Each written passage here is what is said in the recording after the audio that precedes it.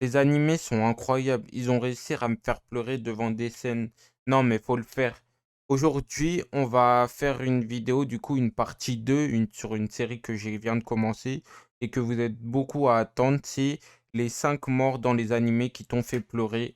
Du coup, voilà, j'avais fait une vidéo il y a un mois. Maintenant, elle cumule plus de 1000 vues avec beaucoup de likes. Merci à tous ceux qui m'ont encouragé à continuer. Du coup, aujourd'hui, on fait la partie 2. Et juste avant de commencer cette vidéo, n'hésitez pas à mettre un pouce bleu, à vous abonner, à partager et à me dire ce que vous voudrez dans la prochaine vidéo. Si vous voulez continuer cette série ou j'attaque les autres séries que j'ai pas encore mis sur YouTube. En tout cas, bah, let's go pour cette vidéo. Et puis, c'est parti. Du coup, on va commencer par une mort qui m'a vraiment touché, c'est celle de Koro Sensei dans Assassination Classroom. Déjà que Assassination Classroom, c'est quand même un animé que j'ai vraiment kiffé regarder, que j'ai vraiment pris de plaisir et à m'attacher beaucoup aux personnages de Karma, Nagisa et plutôt aussi le professeur Koro Sensei, celui qui leur a tout appris dans le domaine de l'assassinat. Et en fait, ce qui m'a vraiment touché, c'est vraiment la dernière scène où en fait il fait l'appel avec tous les élèves en ne ratant pas une dernière fois du coup. Il est là et il doit avouer qu'il doit partir. Et en fait, ça m'a vraiment fait pleurer. En fait, vraiment, c'est vraiment une des scènes qui m'a fait pleurer dans le monde des animés. Peut-être vous allez dire, ah, Dozo, mais vraiment, ça m'a vraiment fait beaucoup pleurer. Parce qu'en fait, je me suis vraiment attaché au personnage Koro Sensei. Du coup, voilà, j'avais envie de le mettre dans ce top. Et dites-moi si vous êtes d'accord ou pas. En tout cas, je vous attends dans les commentaires. Deuxième mort, celle-là a été un bouleversement pour tous les fans de Naruto. Et oui, j'ai déjà parlé de Aku, celle de Itachi, si je dis pas de bêtises, et de Jiraiya. Mais là, on va continuer avec les morts des plus tristes. Celle de Asuma Sensei, l'autre que le sensei de Shikamaru face à l'Akatsuki qui est mort face à Idan. Je m'en rappelle plus trop, mais je sais que cette mort, bah, j'étais triste puisqu'il y a aussi la réaction de Shikamaru, perdre son sensei, mais surtout comment il a été mort, décapité par Idan, si je dis pas de bêtises, avec sa faucheuse, et après le rituel. Moi, ça m'avait vraiment... Quand j'avais regardé, j'avais 12 ans, 13 ans, si je dis pas de bêtises. Du coup, j'étais encore petit, mais je comprenais un peu le délire de Naruto, la tristesse, la mort et tout ça. Et vraiment, cette mort, elle m'a fait... J'ai revu cette scène-là, je me suis dit, ah ouais, quand même, Kamaru, il doit en faire des cauchemars, hein. Non, mais vraiment, ça m'a vraiment fait pleurer. Du coup, voilà, on continue sur les morts les plus tristes dans Naruto. Cette mort, elle m'a pas vraiment fait pleurer, mais ça a été plus une passation de pouvoir dans l'animé. Je veux bien parler de Erwin dans SNK. Et oui, comme vous le savez, Erwin est malheureusement mort, décédé face à la guerre face aux Titans. Et il fallait décider entre Armin ou Erwin, fallait ressusciter, avoir le Titan. Et finalement, c'était Armin. Et en fait, c'est dans cette mort-là, j'ai ressenti une passation de pouvoir de me dire que ça y est, il a fait son temps Erwin, il a été le chef des escouades du bataillon d'exploration et maintenant il doit laisser place à la nouvelle génération.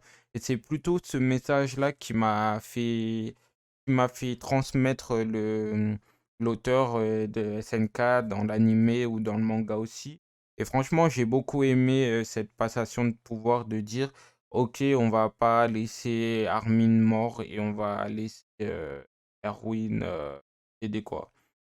Du coup, voilà, franchement, cette mort, c'est un peu un tournant de l'anime SNK et je pense qu'elle mérite de son top dans ce classement. Alors cette mort-là, la quatrième, on n'en parle pas beaucoup. En tout cas, j'ai pas vu d'autres personnes en parler. Mais c'est la mort de Askeladd dans Vinland Saga. Comme vous savez, Vinland Saga, c'est encore actuellement en cours. Et dans la saison 1, du coup, bah, vous savez que le père de Thorfinn a été tué par Askeladd. Parce que je ne sais plus pour quelle raison, j'ai pas trop regardé le manga animé. Ou en tout cas, j'ai oublié les scènes. Et tout ce que je sais, c'est que Askeladd a tué le père de Thorfinn. Et Thorfinn, étant petit, avait cette haine, en fait, toujours cette haine de vouloir tuer Askeladd de ses propres mains pour venger la mort de son père. Et malheureusement, ça fut pas le cas. Il a été mort, si je dis pas de bêtises, par j'ai oublié la personne en question, par les Anglais. Et du coup, quand Thorfinn a appris que Askeladd était mort, il était fou de rage. Il voulait qu'il reste en vie pour que lui-même le décapite. Ça veut dire que Thorfinn, lui qui voulait tuer Askeladd, s'est dit dans sa tête, je veux qu'il vive pour que, en fait, moi, je le tue de mes propres mains. Non, franchement, c'est une mort incroyable. Dans l'animé, ça a tellement bien rendu que ça fait quand même partie des morts un peu marquantes, je vais dire, de Vinland Saga. Et là, on va parler du pire flop, ou en tout cas pour moi, celui qui aurait jamais dû être mort, mais qui est finalement mort. Je comprends pas, étant fan, le plus grand fan de cette série, de cet animé, ou plutôt de ce manga, étant que j'ai les 23 tomes en ma possession, je veux bien parler de Kimetsu no Yaiba. On va parler du pilier du feu Rengoku, ouais, du feu, de la flamme, comme vous voulez. Il est mort face à, comment ça s'appelle? Keiza. Moi, j'aime trop l'appeler à Keiza. Du coup, dans le film Train de l'infini. Et en vrai, de vrai, c'est dommage qu'on n'a pas pu voir le potentiel de Rengoku. Imaginez Yorochi, Tanjiro et Rengoku en même temps là. Non, là, ça aurait été d'être ça. Je suis désolé, mais en tout cas, ça, pour moi, c'est vraiment une mort qui m'a vraiment touché. En tout cas, moi, j'en ai pleuré. Je vous jure que j'en ai pleuré quand j'avais fait une réaction sur Twitch. Du coup, voilà. N'hésitez pas à me rejoindre sur Twitch. Je vais reprendre les lives bientôt. C'était une petite parenthèse. Et ouais, du coup, ça m'a vraiment fait chier d'apprendre que Rengoku, il est décédé. Mais après, ça a permis de Tanjiro de reprendre la relève, on va dire, entre guillemets. Il a laissé un vide en tant que pilier du feu. Bah, Tanjiro, je vais un peu spoil, va reprendre en tant que pilier de la flamme. Du coup, voilà. Du coup, bah, voilà, c'était triste, mais c'est comme ça. Du coup, les refs, c'est la fin de cette vidéo. Merci de l'avoir regardé. Dites-moi dans les commentaires si ces top 5 morts, elles sont valables pour vous. Est-ce que vous êtes d'accord avec ce classement ou non?